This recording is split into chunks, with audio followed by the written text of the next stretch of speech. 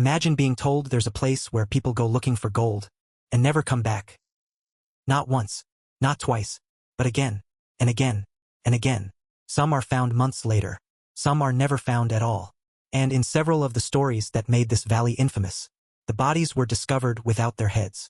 It sounds like the plot of a horror movie. But this place is real. Deep in the Canadian wilderness lies a valley so remote, so unforgiving, and so surrounded by legend that it earned one of the most chilling nicknames on Earth, the Valley of the Headless Men. For over a century, explorers, prospectors, and adventurers have tried to explain what happened here. Some blame the mountains. Some blame murder. Some blame nature. And others believe something far stranger is hiding in the valley. Today, we're going to separate the facts from the myths and see whether this mystery is really as impossible as it sounds. Because by the end of this video, you might not be convinced by any explanation. Before we begin, if you enjoy mysteries like this, subscribe, because this is the first episode in our journey to uncover the greatest unsolved mystery from every country on Earth.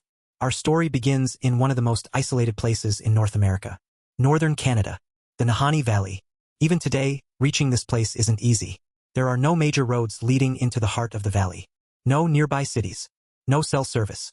Only endless forests, towering mountains, deep canyons, and rivers powerful enough to overturn experienced canoeists in seconds. The weather can change without warning. A sunny afternoon can become freezing rain before nightfall. Get lost here, and there may be nobody close enough to hear you call for help. Long before Europeans arrived, the Dean people knew these lands well. Some places within the region were treated with great respect, and later writers connected those traditions to stories of mysterious disappearances. It's important to separate indigenous traditions from later folklore. Many of the supernatural stories people repeat today appeared long after the valley had already gained its frightening reputation. Then came the gold rush. Toward the end of the 19th century, rumors spread across Canada that rich gold deposits might be hidden somewhere inside these mountains. That was all it took. Prospectors packed their equipment. Hunters became treasure seekers.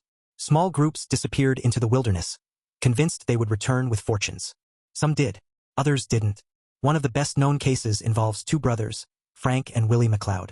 In 1904, they entered the Nahanni wilderness searching for gold. When they failed to return, concern slowly turned into fear.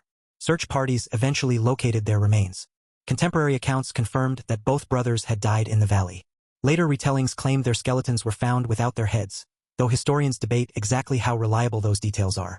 Regardless of what truly happened, newspapers seized the story. Almost overnight, Nahanni earned the nickname that still follows it today, the Valley of the Headless Men. You might think that would be the end of the story. It wasn't. Over the following decades, more people disappeared. Some prospectors simply vanished. Others left behind abandoned campsites, equipment, or canoes. A few bodies were eventually recovered.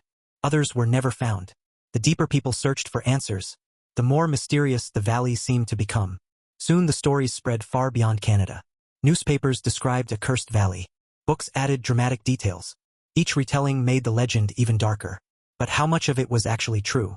That's where things become interesting. The first explanation is also the simplest. Nature. Nahanni is genuinely dangerous. Its rivers are fast, cold, and unpredictable. Its cliffs are steep. Its forests stretch for hundreds of kilometers. Even today, experienced hikers and paddlers prepare carefully before entering the region. One mistake can become fatal. A twisted ankle, a broken canoe, a sudden storm, or simply becoming lost. Before modern rescue helicopters, GPS devices, and satellite phones, surviving an accident out here was incredibly difficult.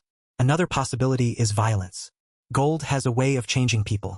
History is full of prospectors willing to lie, steal, or even kill over the promise of hidden riches. The isolation of Nahanni would have made investigating any crime almost impossible. Still, despite decades of speculation, no evidence has ever confirmed the idea of a serial killer or organized group targeting prospectors. Then come the stories that made the valley famous. Some believe mysterious creatures roam the wilderness. Others speak of strange lights, unexplained sounds, hidden caves, or spirits protecting the mountains. These stories remain part of the valley's folklore. They've never been proven, but they continue to capture people's imaginations. Today, much of the region is protected as Nahanni National Park Reserve. Every year, hikers, canoeists, photographers, and adventurers visit safely with experienced guides. The valley is not a forbidden place. People are not constantly disappearing.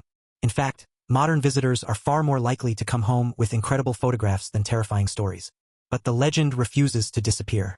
Because somewhere between documented history, newspaper headlines, human imagination, and one of the harshest landscapes in North America, a mystery was born. Maybe some stories were exaggerated. Maybe others were misunderstood. Or maybe a few of them were exactly as strange as they sounded. We'll probably never know. More than 100 years later, people are still asking the same question. What really happened in the Valley of the Headless Men? And perhaps an even more interesting question, if the first stories had never appeared in the newspapers, would this place still be famous today? Or did the legend become more powerful than the mystery itself? I'll leave that for you to decide.